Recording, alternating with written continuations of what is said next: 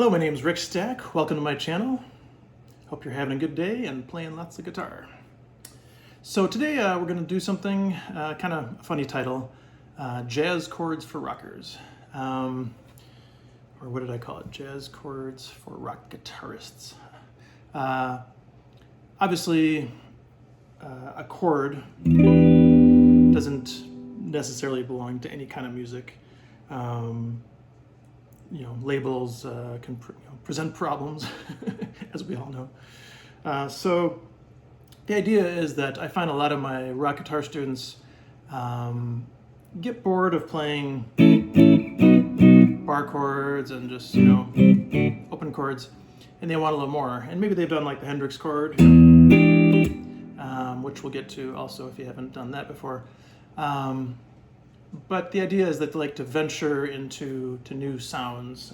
So you can get some really cool sounds from different chords that if you never got exposed to, maybe you wouldn't know. And it's a funny thing too. So I think back to when I was like 16 and I was full blown into listening to Metallica and Anthrax every day, which is still awesome. I still love them. Don't listen to them quite as much anymore. But what I wouldn't have known is that at that age that I'd love stuff like Miles Davis and John Coltrane and John McLaughlin and all this stuff now. So you never know. I mean, I think just think of it if you're a little hesitant and you're a rock player, or blues or country. Just think of it as a new sound to your ears. So we're going to start super simple, just two chords, this one and this one. And a quick reference right away is the Santana song.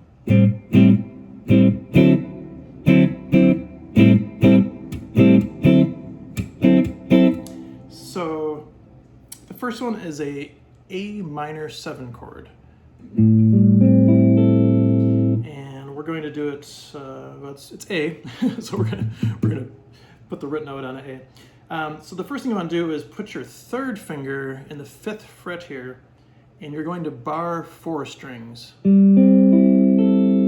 That might seem unusual at first, and especially what we're going to do next, which is we're going to take our second finger here, your middle finger, put it on the 5th fret of the 6th string. And that is a funny thing. A lot of my students just really find it hard at first. And later on, here's a funny way of looking at it, how easy it'll be someday. If you take your hand and just put it flat on the guitar like this, you're almost doing that chord. So, kind of funny. So to go over that again, you want to bar these 4 strings, the D, G, B, E. And then I would also do that with your right hand. Just play slow, each note. Make sure it sounds nice and clear. Do the best you can. And then take your middle finger, go up to the 5th fret.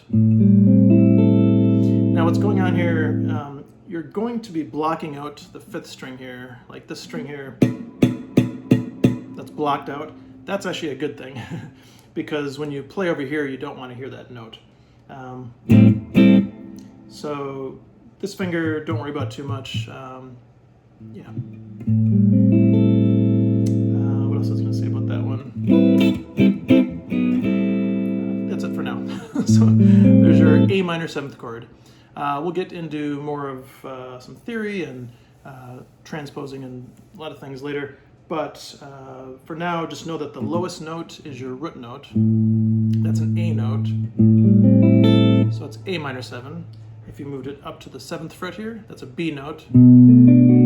That's B minor 7. If you went to the 8th fret, what do you think it is? Yes, C minor 7.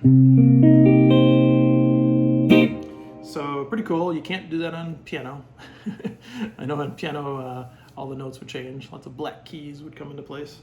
On guitar, learn one shape and you've learned 12 chords. Pretty cool. So the next chord is a D dominant 9th, also often called just D9. So what's cool about this, why I'm showing you these two chords together, is you take your third finger and do a very similar thing. You're going to play the first 3 strings, not 4, so first 3 strings in the 5th fret with that third finger. Then I would do your index finger next. I would go to the 4th fret on the D string. And then lastly, add your middle finger, your second finger, to the 5th fret on the A string. Now this time you actually do need to curve that second finger there. If you don't, you'll block out the D string note, which is this F sharp note here in the 4th fret. If you would go like that, so you want to make sure you clear it, so you get. So a good thing to do with your right hand here is hit the 4th string, and if you can hear an F sharp note there nice and clear, all 5 strings, all 5 notes, then you're good. So this dominant 9th chord is a really cool chord. This is like kind of the ultimate funk chord. So you hear a lot of like a.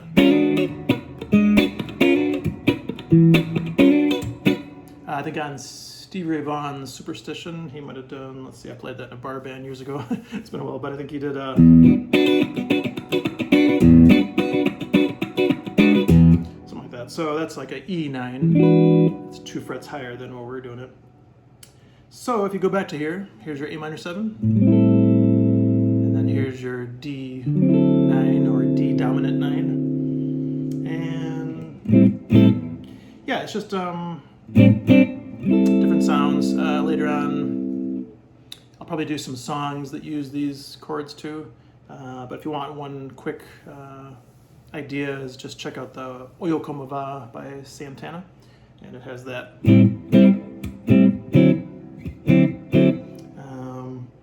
me think. Yeah, you could just do like a funky groove. That's kind of cool. Just do like a.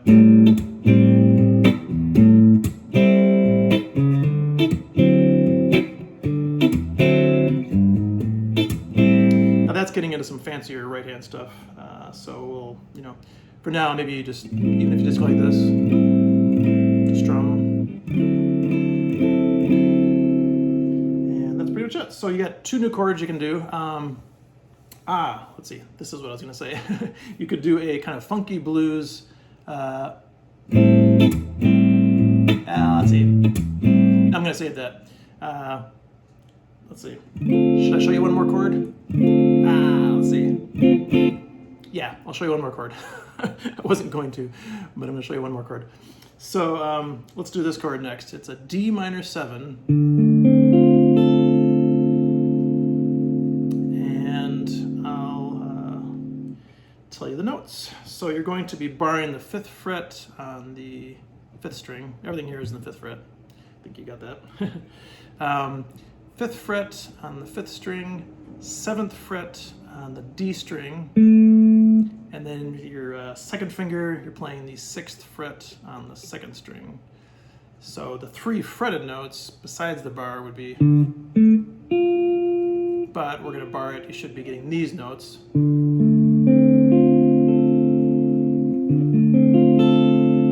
Here's an example of a rock song that uses that. So the Weezer song,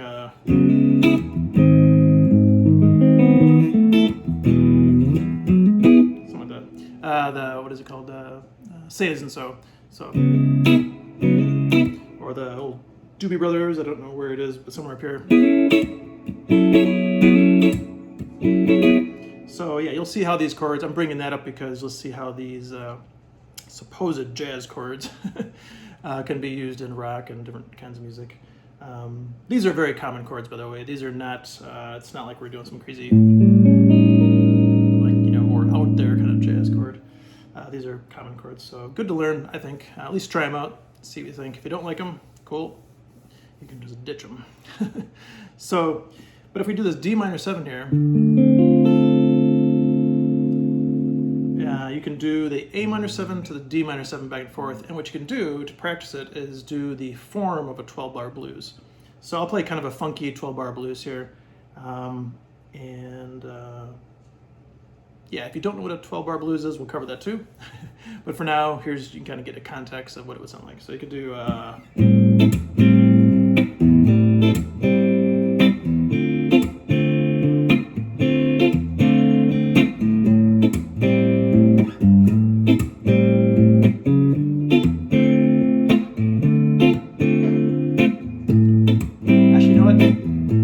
that going.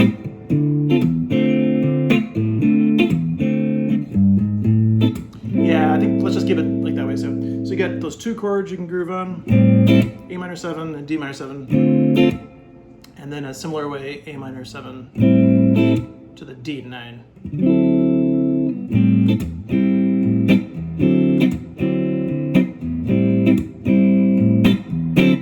Yeah, so there's things we can add. I think that's probably plenty for now. Seeing that we're over 10 minutes for the lesson, and hopefully you're still here. So yeah, hope that helps to give you a couple new ideas for chords, and we'll expand on that in the future. If you haven't already, if you can subscribe to my channel, like, comment, that would be amazingly cool, and I would be grateful. Thanks so much, and we'll talk to you soon.